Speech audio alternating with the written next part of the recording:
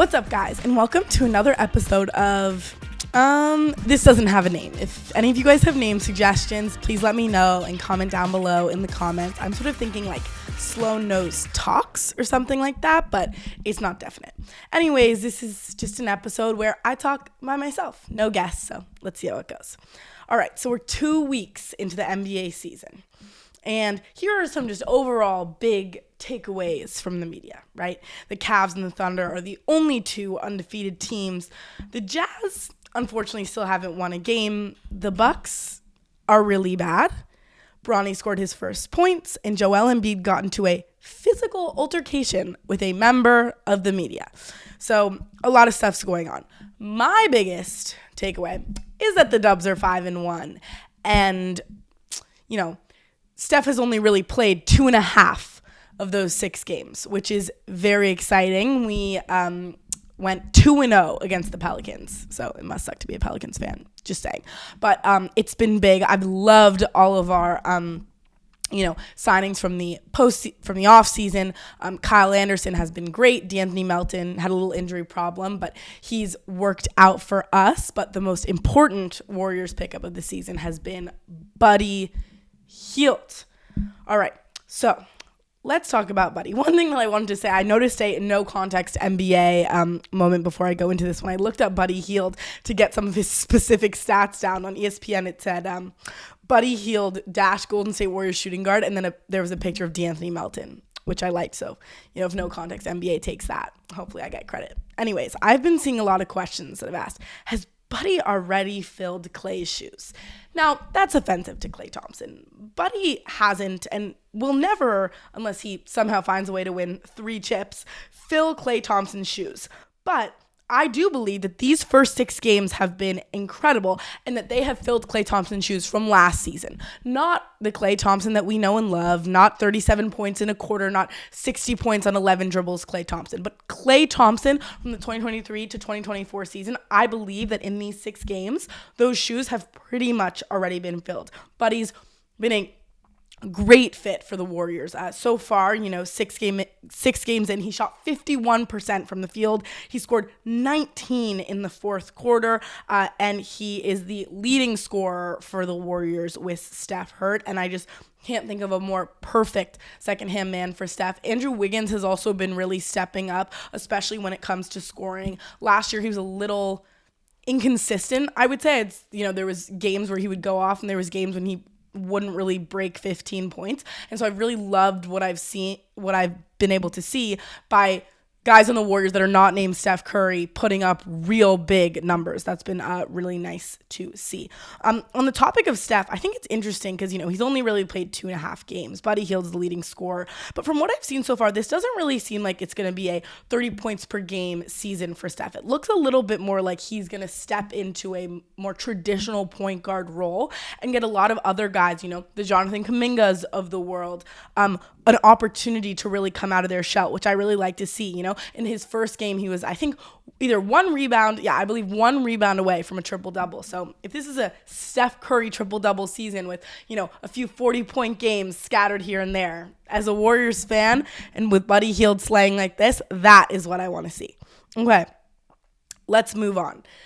So today I saw that the Detroit Pistons went to their game on the subway. First off, that's really cool. I like seeing that. It's very down to earth. It reminds me of that meme where Jay-Z is talking to that grandma, on the train to his show, and she asks if he's famous. It's really down to earth. It's a really cool vibe. Definitely can get some fire Instagram posts. But what I thought was funny was that it's the Pistons, because if the Lakers or the Warriors were on a subway, think about how a LeBron or a Steph would absolutely get swarmed. But because the Pistons, sorry, Kate, don't really have a nationally recognized star, it wasn't like that. Like, there's no way a grandma on the subway was like, oh my God, it's Ron Holland. That was my favorite player on the G League Ignite. Like, no one is saying that. So I wonder how many people were like, oh, it's the Pistons, or how many people were like, oh, there's just some tall guys on the subway. I think that's funny to see.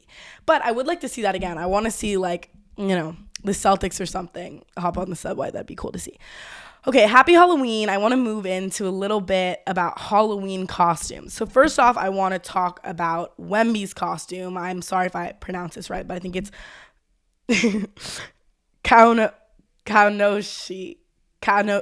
Kaanoshi. I watched a video on how to pronounce it. Kaanoshi, I believe, from the movie Spirited Away. He was scary. He looked really scary, but he also looked like he was about to faceplant. He was like stuck in that dress sort of thing. And as he was walking, he was like waddling. And I kept being like, oh my God, no, Wemby, don't fall, don't fall, don't fall. You have such a big future ahead of you, you know? I did like this costume, but I don't think anything compares to Wemby's rookie year Slenderman Halloween costume. It is so funny. It just like highlights how skinny and tall and lengthy he is. And I know that the goal is to be scary, but I love that costume. I think it's so funny.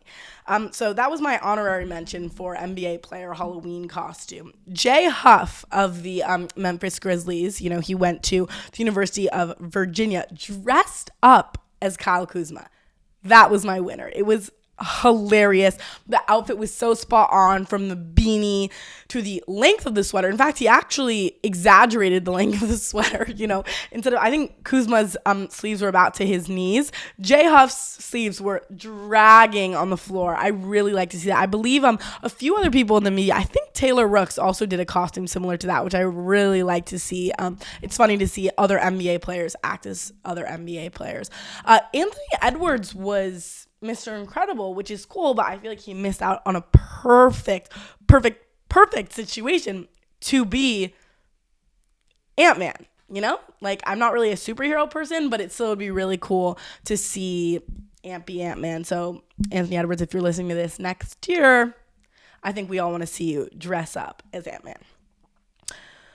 All right, I have 2 points combined for my last points of this short little segment, which is Bronny's first bucket. I know that there's so much hate surrounding it, but I do think it was really cool to see. I mean, how cool is that to be playing in a game, a professional game on the highest level with your dad and be able to score points? That's pretty awesome to see. I think we need to tone down the hate. It's still a pretty cool story. I do think, you know, Bronny could obviously benefit from some time in the G League. Of course, I don't think he's ready for real NBA minutes, but I'm glad he got a bucket. Now, on the topic of the James family, I saw a stat that said that LeBron's all-time career average against the Raptors was 52 points per game. And I'm not a LeBron bandwagon, right? But I do think LeBron is the greatest player of all time. So much so that I believed that stat. In fact, I wrote a whole rant on my handy little iPad here about how this stat speaks for itself and shows LeBron's consistency, and how LeBron has played the Raptors 61 times in his 22 seasons and how that's amazing. I got NBA sentled. It wasn't real. It was a fake stat. But I think the fact that I almost believed it shows all the points that I just said, how consistent LeBron has been, so much so that I believed in 61 games against the Raptors, it would be possible for him to average 50 points. Anyways, thank you guys so much for listening. And yet again, I need those name recs. Bye.